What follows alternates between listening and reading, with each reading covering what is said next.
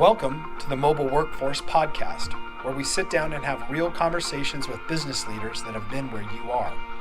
During these interviews, we'll dive into what it takes to improve systems and champion processes that maximize performance. Each week, our trailblazing guests share their experiences and understanding of the workforce to help inspire change, challenge our thinking, and share what it takes to successfully travel the road to profitability. Now here's our host, co-founder and chief evangelist of About Time and WorkMax, Mike Merrill. Hello and welcome back again to the Mobile Workforce Podcast. I'm your host, Mike Merrill, and today we are sitting down again with our good friend, Mr. Ryan Naylor, the CEO and founder of Viva HR. And Ryan's back for a second episode. We spoke with him last week and had a great conversation. Thought there was more to dig into, so we invited him back. And as you may remember, Ryan is an entrepreneur. You may have seen him on Shark Tank or also in his feature on Business Insider.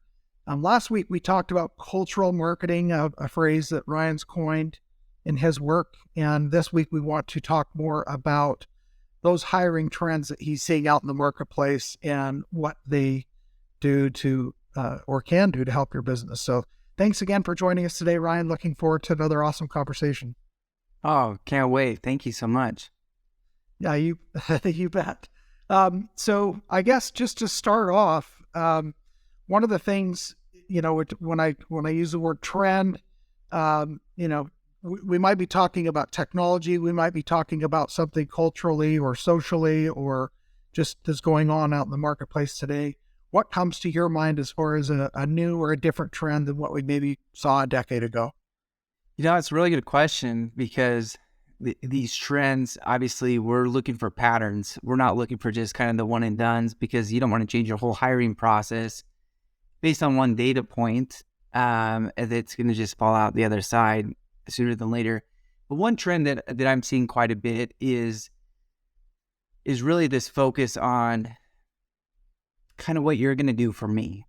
I know a lot of employers, they start with the job posting about, what you're going to do for the company, but the candidate's now reading the job description through the lens of, well, what are you going to do for me? What is my opportunity for growth? What's interesting is Gallup puts out these research reports every single year, identifying the new generation of workforce, and they're surveying, kind of getting a sense of like, what do they care the most about? And the most recent one that they did, they went through and analyzed in the top 13 common responses, compensation wasn't even in there. Wow. And so you're starting to read this, and I know there's a lot of talk about the quiet quitting and chasing that bigger paycheck. And yeah, that's true, but they're telling you right up front with these types of research that it's actually more about impact and what I can envision with your company than the actual compensation take-home pay. So let me give you an example. So we have a job, and we come out and we talk about, here's your roles and responsibility. This is what you're going to do day to day. Here's a day in the life of your job. End of story. You compare that with another job posting that has the same things, but then says, here's how you can progress with inside our company. In fact, here's a quick little case study of Mary. She started in this position 8 months ago. She's now advanced to a leadership.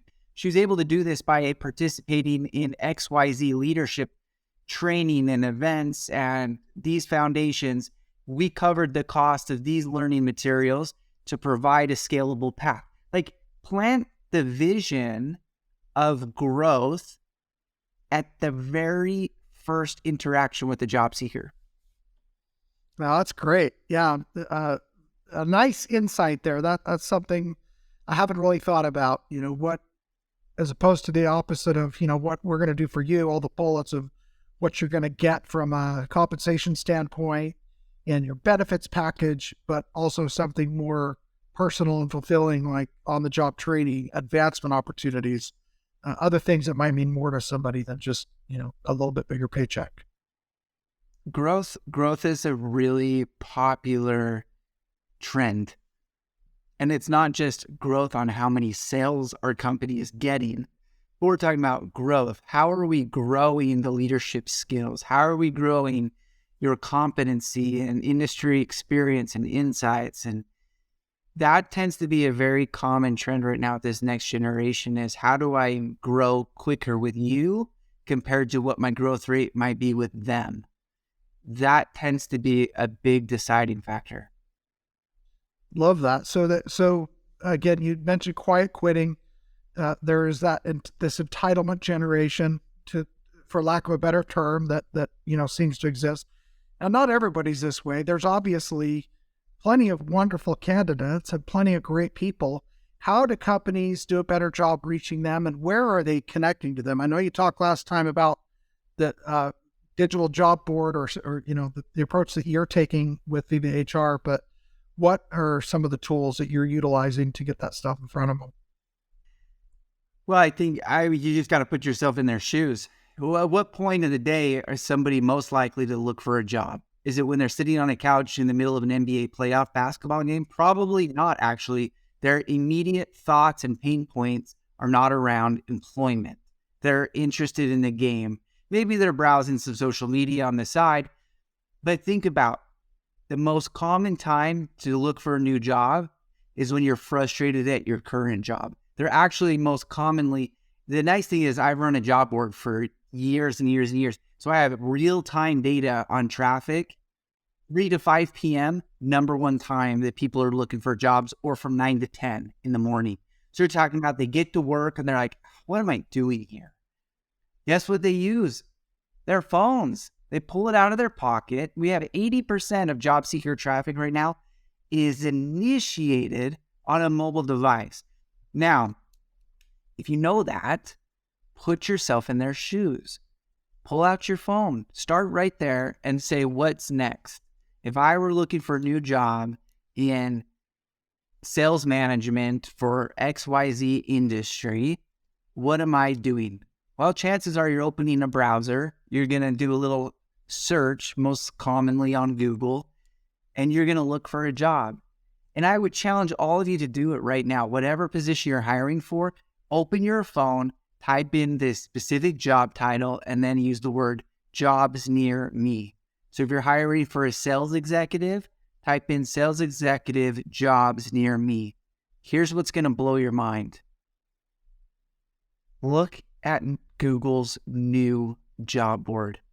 You talk about Google trying to touch everything in every way. They also now have their own job board. And it takes up the majority of the first page of a mobile device, especially when you're on an Android. You won't see the Indeed, you won't see the ZipRecruiter. There's a lot of things like it's the Google job board experience. And so you got to ask yourself, how am I getting my jobs visible inside this Google job board? Yeah, that's a great question. I wasn't aware of that part of Google yet, so I'll have to check that out. But so you're saying this whole mobile revolution isn't some deep fake, temporary thing that's going to go away like the VHS recorder. I mean, how hard are we still leaning into mobility versus maybe, 5 years ago? It's shocking to see how many people still don't have a mobile responsive employment experience. Right. That's the sad thing is a lot of you might have, we got our jobs on our website. But do you? If somebody came to your website, can they really apply from their phone or no? Chances are there's a lot of folks that it's a big no, and you're missing those candidates. Your conversion rates are significantly lower. So a mobile strategy is really what you're advocating for, right? Absolutely. Yeah. Mobile strategy, easy to communicate with. One thing that I've seen is how do we integrate a communication channel inside our career pages as well? I know we've got chat bots, we've got easy ways to communicate with potential customers, but I think we're missing, a lot of small businesses miss the opportunity of quick chats with job seekers, right? A job seeker is going to have questions that are immediate. Sometimes you don't have time to answer all of them, but there's like AI tools. This Chat GPT is now leaning into a lot of different automated. So you have a good careers page. You can lean into a lot of automation to help you with answering job seekers' questions. Well, the great news is you've got a solution that thinks of mobility, that is already doing these things. You're already optimizing for experience. You're optimizing to get this information in front of the right eyeballs. Obviously, like we said, there are quiet quitters. There are people that maybe are less driven. What do you think companies can do to help increase a better culture from maybe how it's been in the past with these folks that are a little bit less motivated? Is there anything they can do? Well, you got to start with action. You just got to get out there and start doing stuff. You got to start documenting it, not just standing there on a corner in a soliloquy. You need to actually get out there and be involved, document it, get social media really drumming up. One of my favorite things is if you look for a brand recently and you use the word reviews afterwards, pay attention how many times Indeed and Glassdoor employment reviews are now outranking customer reviews. There's a whole emphasis to employment satisfaction. So one thing would be if you're a plumbing company, you're out there trying to sell jobs, you got a customer that searches the name of your company plus the word reviews, and all of a sudden it says Glassdoor reviews employment, and in the preview it shows CEO rating C-. Do you think they're going to have a lot of confidence in your brand in that moment to give you a quote that may be a little bit uncomfortable, a little higher than you expected? There's no way. But all of a sudden it's an A+ CEO rating and there's 50 employee reviews and they talk about the great culture and the people and it's well documented. They're going to trust the brand more. So this culture marketing revolution we're talking about here is more than just, am I getting candidates to convert more? It's directly actually impacting your customers' conversion rate. Well, and then again, if I'm wanting to find a great plumbing contractor and I'm looking for reviews on the company, and I see as a potential customer that their employees are happy, that they love their boss, that they feel like they're working for an honest company that has integrity, that loves their customers, I'm going to trust that 10 times more than, the awesome commercial that just came over the radio that sounded very compelling, right? Listen, you run a construction company and on your website you got nothing but a bunch of 2x4s that framed out of the house. They don't care about that. They're not like, yeah, I found the right spot. Look at that framing job. The customer doesn't know your trade, but they can see the people. They can see your trucks and the team softball game. There's a company called Nextiva. They're based here in Scottsdale, Arizona, and I love them. They're an incredible company. We started working with them when I think they had like maybe 12, 15 people. They've got close to 800, maybe even up to 1,000 employees at this point. But the point is this. Their entire business model is selling VoIP phone systems for small business America. There was a period of about 3 years where I don't think you saw a single image of a phone system anywhere on their website. It was their people. They were literally using their sales vehicle. Their website was like this people, like they were having video games of Nerf gun wars at their call centers. They were doing kickball tournaments against other tech companies in the area.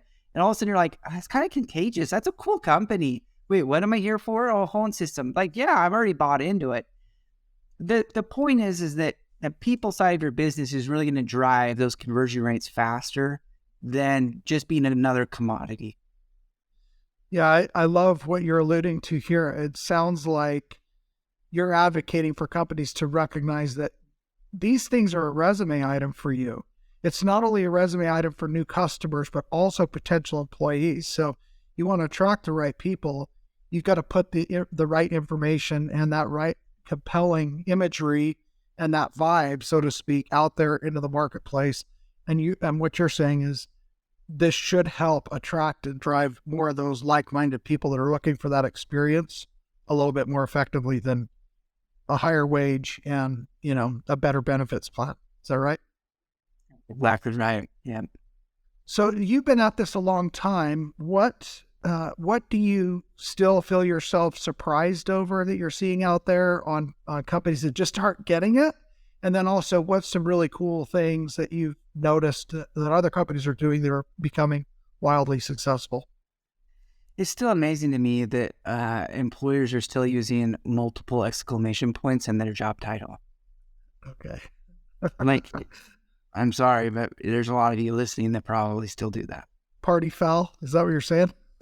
Yeah, listen, we pay the most in the industry, exclamation point. That's not a job title. Candidates will not find you. It's, if you know anything about SEO, just basic level keyword organic website growth, the same is applicable to jobs. If you're hiring for a sales account manager, the job title should be sales account manager. It should not be, want to ramp up your sales professionalism? ? Signing bonuses, triple exclamation. That's not a job title. That's a Craigslist post. There's a difference. And we got to identify that. So that's the thing that still shocks me, is how many people are lazy in their job titles. They try and use that as a sales pitch. The more relevant your job title is to what the candidate is searching for, if we have 100% carryover, meaning what the job seeker search is exactly what my job title is, your probability of being found exponentially improves. But if you add extra phrases or extra exclamation points or all caps, there's actually algorithms that will diminish your visibility rating, so you can't be found. So less is more. Is that the lesson there? Hyper focus, yes. Be very, very focused in that. Very, very short, very specific job titles. Something else that I've noticed this in now the second conversation that you and I've got to know each other and communicate, but you do a very good job of articulating that companies need to do a better job of making this about the applicant, making this about them and their experience and their opportunity that's going to speak to them versus, hey, we're awesome, we're amazing, we're award-winning, we're a winner, we blah, blah, blah, blah, blah, blah, blah, blah, blah, right? You got it. Holy cow. It worked. You finally understood where I'm coming from. Listen, folks, the candidate pool is thin and it's getting smaller. You just don't have time to be like, that sounds, they should be grateful I'm paying them. It doesn't work anymore. Sorry, there's just too many options and too many competitors, and not direct competitors. You're thinking ancillary competitors. You're thinking about if Chick-fil-A, literally Chick-fil-A on my corner, has a banner out saying starting at $20 an hour. Yeah, $20 an hour for making chicken burgers, chicken sandwiches, right? That's exactly right. So my point is that it's not just like, they're not just chasing payment. You can't just be like, well, it's not one-sided anymore. They're just going to come here to make a paycheck. We got to treat these candidates as though we're attracting customers. We got to really demonstrate a commitment to value back to them. You're talking marketing to them like you would a customer. It's like, what does a customer want to see and hear and feel about a potential plumbing contractor or roofer that they want to hire to come in and do their project? Well, you're marketing to these employee candidates. And also, to your point, and I'm really hearing also come through, you've got to stand out and be different. So if you're just going to go and use 3 more exclamation points than the last guy, that's not being different. That's not being unique and really lifting yourself up above the competition, so to speak. Exactly right. So all right, so we've heard what you're surprised about. What is something pretty cool that you've seen going on out there where you either learned from someone else's idea or you had a great idea and implemented and thought, wow, that really worked well. I'm really glad we did that. We need to do more of it. Well, I'm going to lean into this whole AI conversation. I've just been sitting down with my engineers and they've been showing me some demonstrations of what this Chat GPT and other AI tools, even Google's Bard system.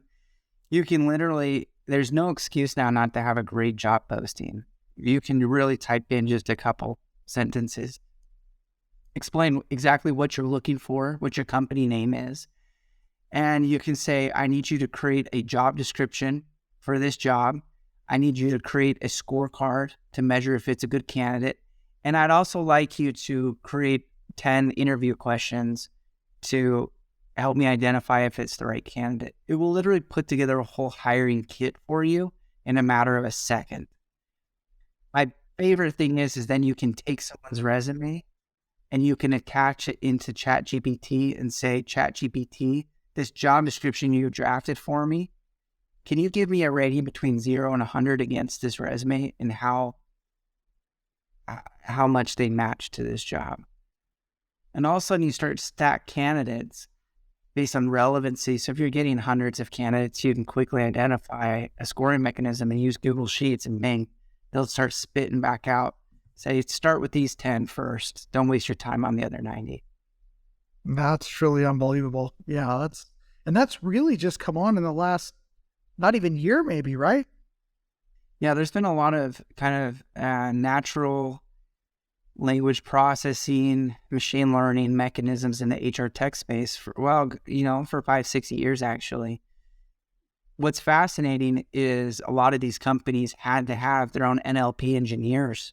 They had to have an entire team that understood the phonetic and basically linguistic interpretation of data on a resume against a specific output.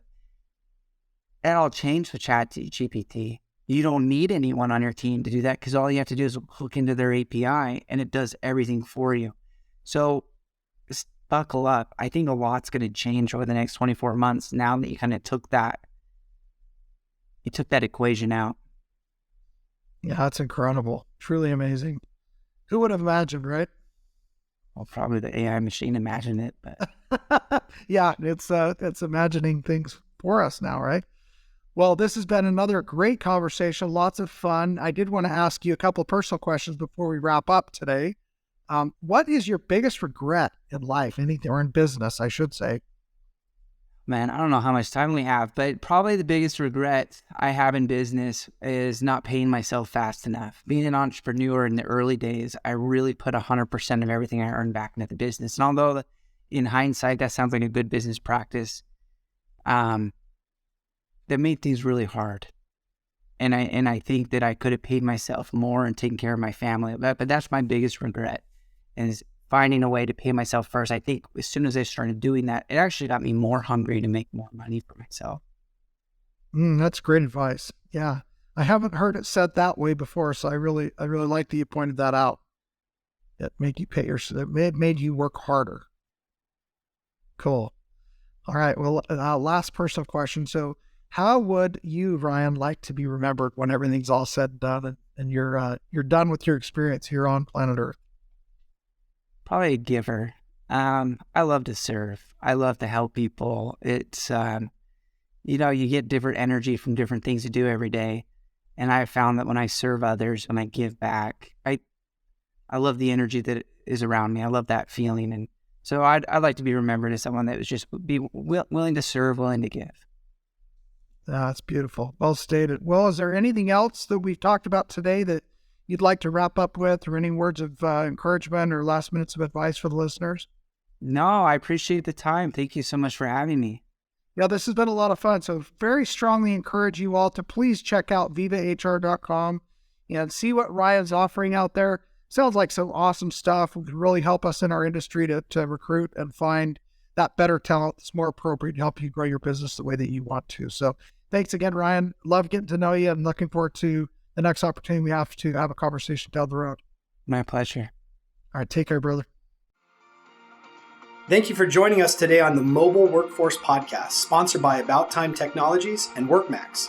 If you liked the conversation we had today, or were able to learn anything new or helpful, please make sure to follow us on our WorkMax page on LinkedIn and on Instagram at WorkMax_. And subscribe to the show on iTunes or your preferred podcast platform so you will never miss another insightful episode. Also, if you enjoyed the podcast, please leave us a 5-star rating and review and share the show with your friends and colleagues. Your support means the world to us and will allow us to continue providing impactful information with others looking to improve their results in their business and, in turn, their life.